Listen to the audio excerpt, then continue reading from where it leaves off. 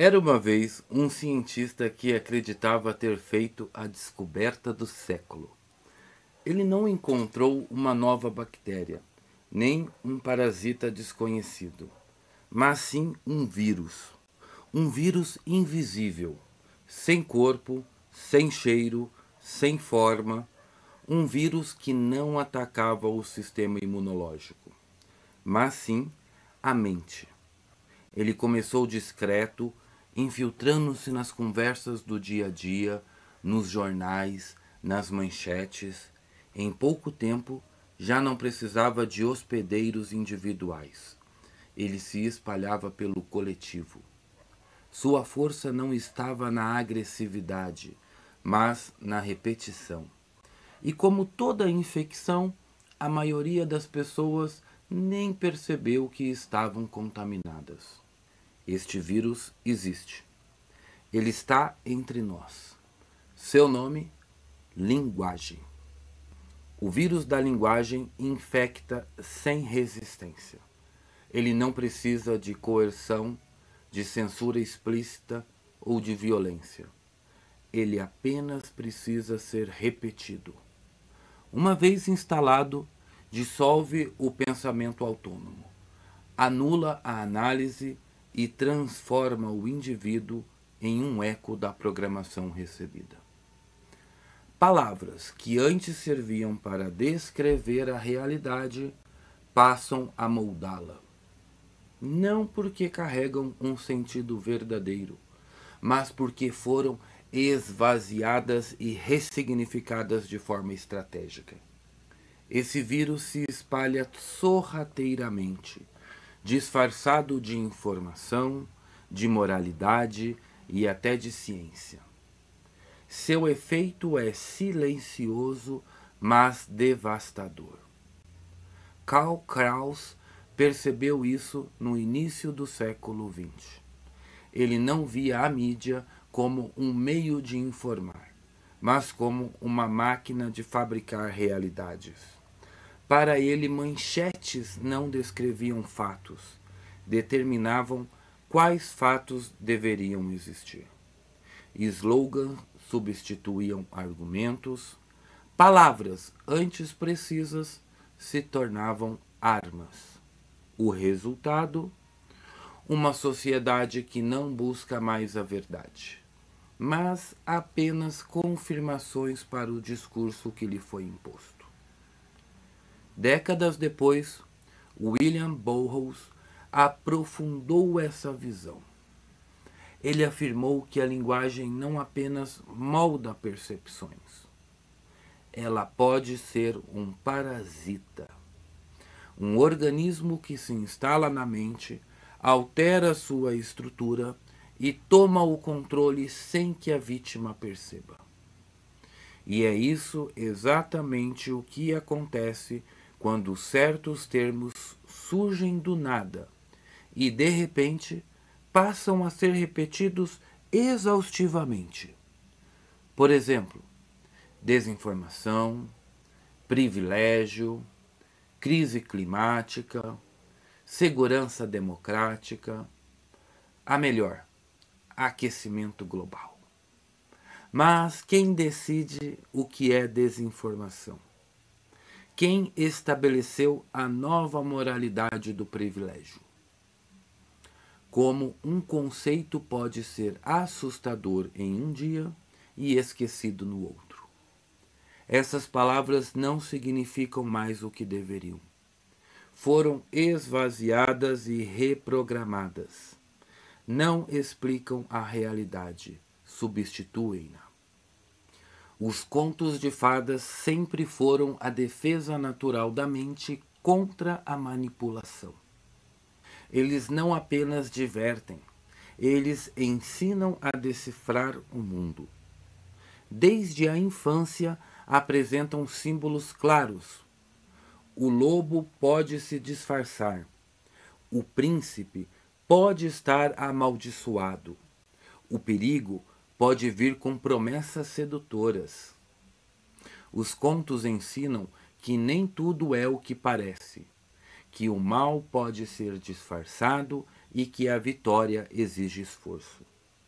São mapas da psique humana, formas de estruturar a experiência e ensinar, desde cedo, a lidar com o desconhecido. Mas e se os contos forem reescritos? E se o lobo já não puder ser mais mau? Se a madrasta não puder ser cruel? Se os desafios forem suavizados para que ninguém se sinta ofendido? O problema? Quando você apaga o conflito, você elimina o aprendizado. Crianças que crescem sem os desafios das histórias não aprendem a diferenciar a verdade da mentira. Perdem a capacidade de interpretar a realidade. Tornam-se adultos vulneráveis a qualquer discurso bem elaborado. E são incapazes de perceber quando estão sendo manipulados. E é aqui que a psicanálise entra. Freud já apontava que a fantasia não é um desvio da realidade, mas uma necessidade psíquica. Quem não tem espaço para fantasiar fica à mercê do sintoma e da angústia. Os contos de fada organizam esse espaço, dão nome ao medo, dão forma ao desconhecido e oferecem caminhos para superá-lo. Não é à toa que sobreviveram por séculos. Eles falam diretamente ao inconsciente, sem precisar de explicações racionais. Tolkien também viu isso. Para ele, os contos de fadas não são fugas da realidade, mas formas de recuperá-la. A modernidade nos condicionou a ver o mundo com um olhar pragmático e superficial. Os contos rompem com essa alienação, restauram a profundidade simbólica da vida e devolvem ao indivíduo a percepção de que há sentido na experiência cotidiana. Sem essa estrutura, o pensamento se torna raso, tudo vira discurso, nada é interpretado, e quando isso acontece, qualquer dogma pode ser aceito sem resistência. O vírus da linguagem não quer apenas distorcer palavras, ele quer apagar estruturas de pensamento. Ele quer eliminar qualquer narrativa que ensine que o mundo pode ser decifrado. Ele quer que as pessoas não saibam diferenciar verdade de manipulação. Quando isso acontece, qualquer discurso se impõe sem resistência. Qualquer ordem se estabelece sem questionamento. O antídoto não é simples, mas ele começa com um movimento básico: reaprender a ler. Ler de verdade. Não apenas passar os olhos em textos curtos. Não apenas absorver manchetes, mas compreender o funcionamento da linguagem, da narrativa, do discurso. Voltar à raiz da interpretação. Recuperar a capacidade de pensar antes de repetir. Esse é o propósito da oficina Rios da Linguagem. Ensinar a reconhecer padrões de manipulação, a entender como as histórias moldam o inconsciente e como podemos resgatar o pensamento autônomo no mundo onde a linguagem está sendo usada como arma. Se você quer saber como se proteger desse vírus na psicanálise, clique no link da descrição desse vídeo e participe da nossa oficina exclusiva para psicanalistas. E descubra como a linguagem está sendo usada para reprogramar a mente coletiva. A linguagem pode ser o vírus, mas também pode ser a cura. Venha estudar conosco.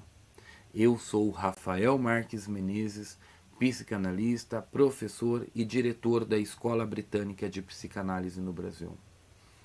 E aqui, no nosso canal, falamos sobre psicanálise, literatura e a condição humana.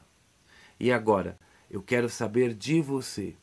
Você já havia pensado que a linguagem também pode ser usada para nos manipular? Deixa aqui nos comentários. Vamos bater um papo agora que o vídeo acabou? Fico te aguardando no próximo vídeo. Até lá!